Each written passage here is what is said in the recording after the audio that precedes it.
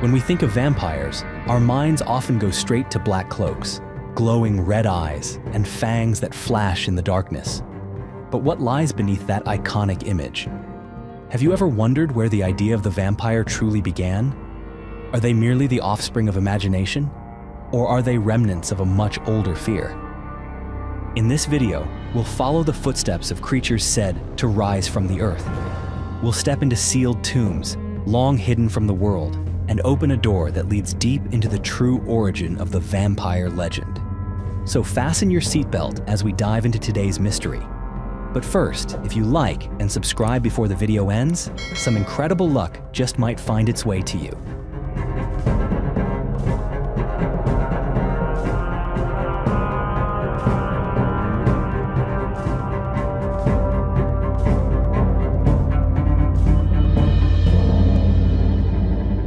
Before Dracula ever appeared in finely printed novels or walked across London stages draped in black velvet, the image of the vampire had already haunted the minds of villagers throughout Central and Eastern Europe.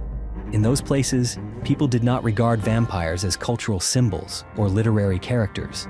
To them, these beings were real, entities that could return after death, seeking out their dearest loved ones to steal their lives away in the freezing darkness of night. What's especially interesting is that the very word vampire, the one we're all so familiar with today, did not come from Romania, despite Romania being widely seen as the birthplace of Dracula. In truth, Romanians had a different word for this creature, strigoi, a much older term that traces its roots to the Greek word strix, which originally referred to the owl, a nocturnal creature long regarded as a harbinger of misfortune. Meanwhile, the term vampire came from Slavic lands, showing up in forms like upir in Russian, and similar versions across other Slavic languages. Linguistically, these words carried meanings like flying creature, or something that didn't belong to this world, yet could still appear without warning in the dead of night, breaking the silence and shattering the peace of ordinary lives. Alongside the strigoi, ancient people also believed in other dark beings like the Vrkolikas of Greece or the Moroi of Romania. Each name was a fragment of fear passed down through generations, each variation a reflection of an old and localized terror. And though these names differed across regions, they all pointed to the same chilling image. A vampire was a being that rose again after death. What made these creatures so terrifying was not just what they looked like, it was who they used to be. Unlike mythical monsters like dragons or demons, a vampire could once have been a member of your own family. They might have been a kind neighbor or someone you had shared meals with. But when they died, something inside them turned, and on a certain night, they would return with a ferocity that no one could stop. In the modern world, where death is often tucked away behind the closed doors of hospitals or hidden beneath the stillness of graveyards, we tend to forget that there was once a time when death was a vivid, ever-present part of everyday life. It wasn't seen simply as the end of a person's existence, but rather the beginning of a new relationship between the living and the departed. Across countless ancient cultures, from the Nile River Valley to the northern mountains of Europe, people didn't just bury their dead, they tended to them as if their souls still lingered nearby. The ancient Romans would leave sweet cakes, milk, and wine at the graves of their loved ones. The Celts buried small portions of food, everyday objects, and in some cases, entire meals, meant to nourish the soul beyond the grave. In medieval Ireland, gravestones were sometimes carved with holes, allowing food or drink to be passed down into the tomb, as if the person inside still needed to eat, still lived in some way. And in Homer's Odyssey, when Odysseus sought to speak with the spirit of his dead mother, he was instructed to pour blood into a pit, because only by tasting blood could the dead regain consciousness and remember who they once were. To modern ears, these rituals might sound like superstition, but in truth, they reflect a deep and ancient philosophy shared across civilizations, that the dead do not leave us immediately. They remain close by, and if their needs are not fulfilled, those spirits may grow restless, angry, and even return to reclaim what they believe was unjustly lost. In hundreds of folk accounts from Romania, Serbia, Hungary, Poland, and Greece, there are stories of bodies being exhumed after a series of strange and sudden deaths in the village. And what people found was disturbing. Corpses that were still intact, lips red with blood, and the sickly scent of rot mixed with something warm and metallic, as though death had never truly taken hold. In many rural communities across Eastern Europe, memories still persist of the strange rituals performed to keep the dead in their place. Iron nails driven through the chest, large stones laid on the abdomen, garlic stuffed into the mouth, and the lips sewn shut with red thread. These were not fantastical legends. They were desperate acts, born from the belief that the dead were not staying buried.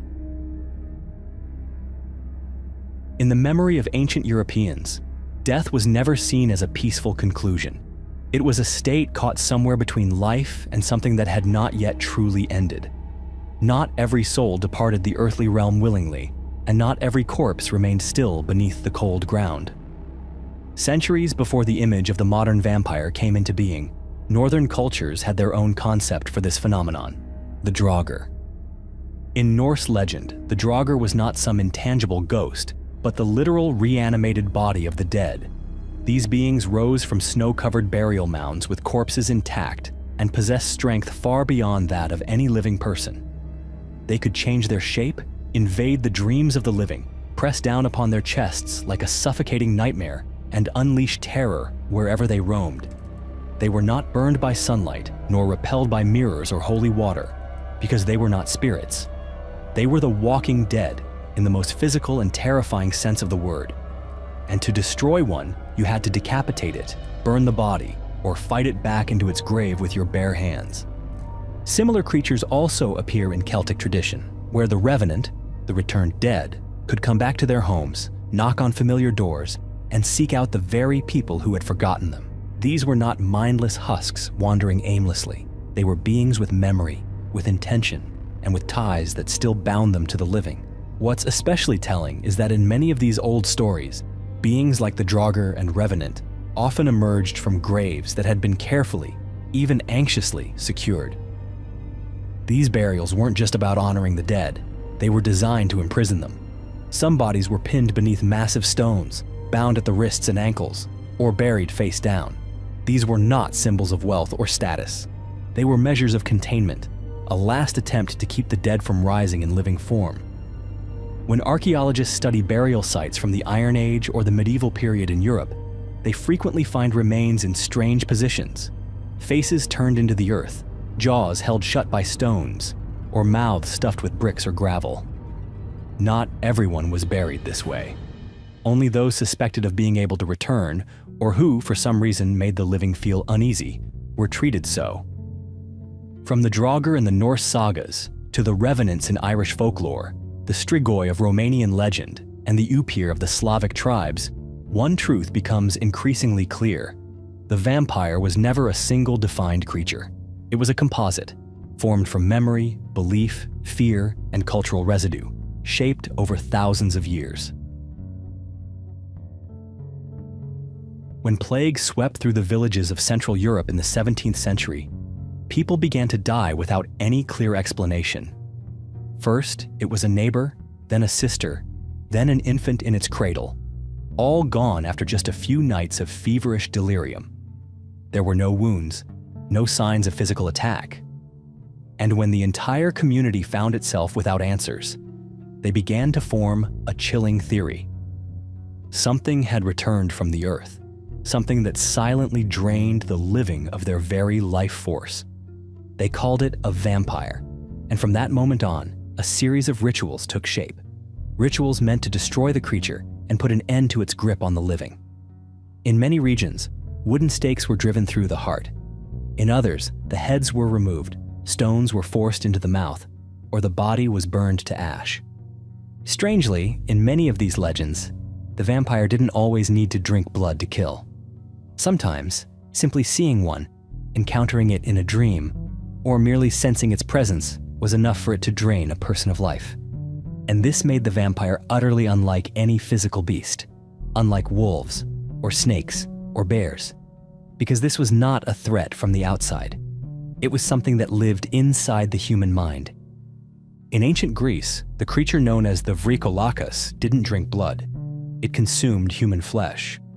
In the Balkans, there are accounts claiming that after killing their victims, Vampires would return home and sit at the family table as if nothing had ever happened. And in some cases, the one suspected of being a vampire wasn't someone already dead, it was someone still living. All of these beliefs reflect one unshakable truth. Humans fear what happens after death, and even more than that, we fear the moment when death turns around and comes walking back to us in the dark. In many ancient legends, the vampire was not merely a bringer of death, but a creature that awakened something far stranger, a sense of allure, seduction, and threat, all tangled into one. Unlike savage beasts that killed without thought, the vampire often appeared in a form that was familiar or even beautiful. Across parts of the Balkans, people once believed that male vampires would return to seek out women they had once loved in life. They didn't come back only to drink blood, but to lie beside these women, to hold them in their sleep, and at times, to make love to them. In many folktales, there are detailed accounts of children born from these unions between the living and the undead. In Slavic regions, they were called dampir. In Romanian tradition, they were known as moroi. These children, according to legend, were not demons, yet neither were they fully human. They were said to be born with strange abilities, the power to see ghosts, to hear voices from the realm of the dead, and in some versions of the myth, they were the only ones capable of hunting and destroying vampires. Behind these strange tales lies a deeper, more unsettling fear, a fear that death and life might somehow merge, producing something that human understanding was never meant to grasp. In some places, the legends went even further.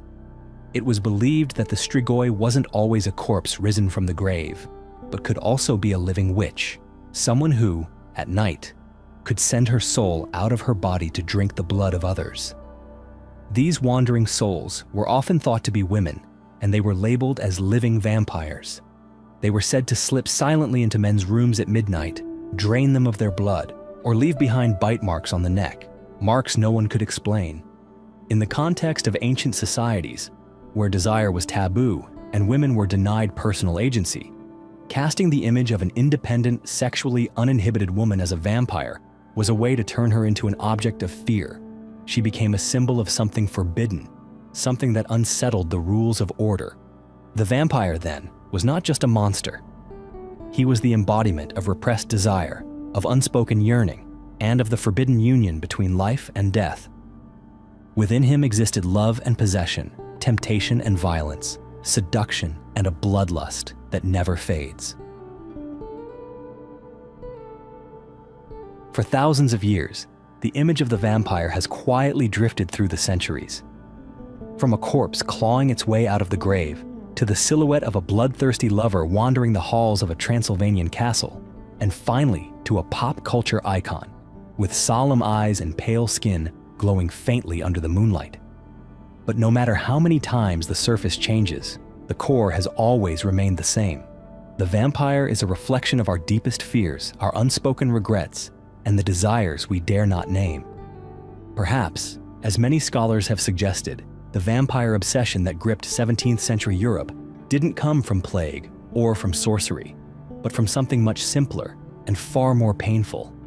The living no longer knew how to speak to the dead. And from that silence, the story of the vampire took root. A creature both terrifying and familiar, both cruel and lonely. It came to watch, to call out names, to remind the living that forgetting is the cruelest betrayal of all. So perhaps the vampire was never just a blood-sucking monster. He is what remains of a broken promise, of a death left unfinished, of a soul that was once human, no longer recognized as such. Within him lies the shadow of a mother who lost her child, a child buried the wrong way, a husband who died in a distant land with no one to bring him home. And if the vampire still lives on in legends today, perhaps it is not because he is immortal, but because we have never truly learned how to say goodbye. You may not believe in vampires, but if something in this story made you pause and reflect, then feel free to share your thoughts in the comments below. And if you'd like to keep exploring forgotten mysteries with me, don't forget to subscribe to the channel and turn on notifications. I'll see you on the next journey.